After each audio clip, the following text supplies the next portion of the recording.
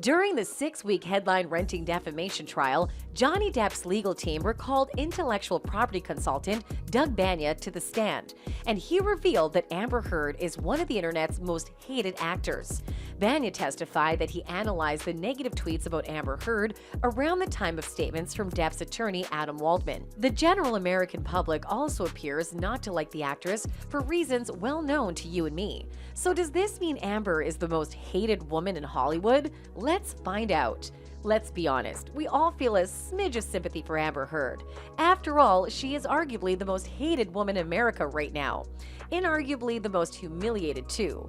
Aside from all the indignities she was forced to stomach inside the courtroom, like the televised reading of her ex-husband's appalling text messages, including the one in which he fantasized about drowning her, lighting her on fire, and then raping her charred corpse. There was the carnival of enmity she endured outside the courthouse. The mocking TikTok videos, the vicious Twitter insults, and the wild online conspiracy theories, like the one about her murdering her mother in order to keep her from testifying in Depp's trial in the UK a few years ago, having placed the Aquaman actress against the love of the masses. It's hard to accept that anybody deserves that kind of public shaming, even if they really are the scheming, gold-digging, two-faced Jezebel that Depp's superfans, and now it seems 7 jurists in Virginia, believe Amber to be. Obviously, expressing sympathy for Amber is not a popular position to take these days, particularly in Hollywood, where most of the town seems to have rallied around Depp.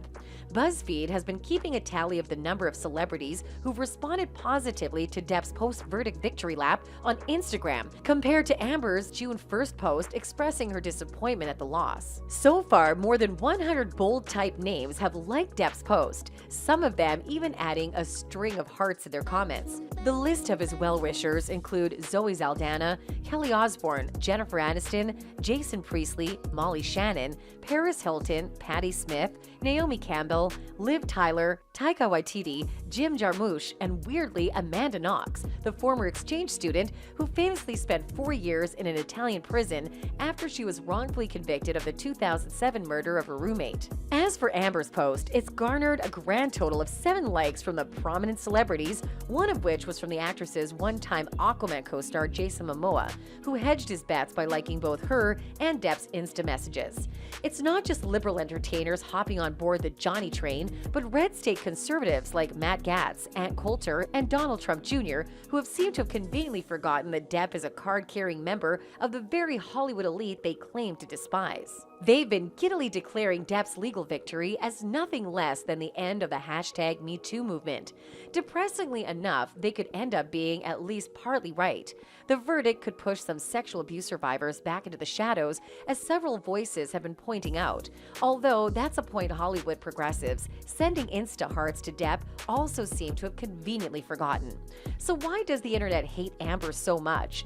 Many think the actress is messy because she seems to be both the victim and co-perpetrator of abuse in her relationship with Depp. Even the sensible, thinking public struggles to accept that a victim can also be a co-abuser in a relationship, let alone TikTok, which is a place for dance vids, not rigorous analysis. So she's already too complex, pitiful, and terrifying for the average commenter to dissect in 30 seconds. But it's further complicated by the fact the internet sees her as a fake activist. This current mess started because she wrote an opinion piece positioning herself as both a victim of and activist for domestic violence in the Washington Post. She wrote it as an official new ambassador for gender-based violence for the civil rights group, the American Civil Liberties Union, ACLU. But then it was revealed that the ACLU only made Amber an ambassador after she pledged $3.5 million to them. The ACLU also pitched the op-ed to the Post and ghost-wrote it for the Texas native. And Amber then asked for the timing of the piece to coincide with her upcoming movie release.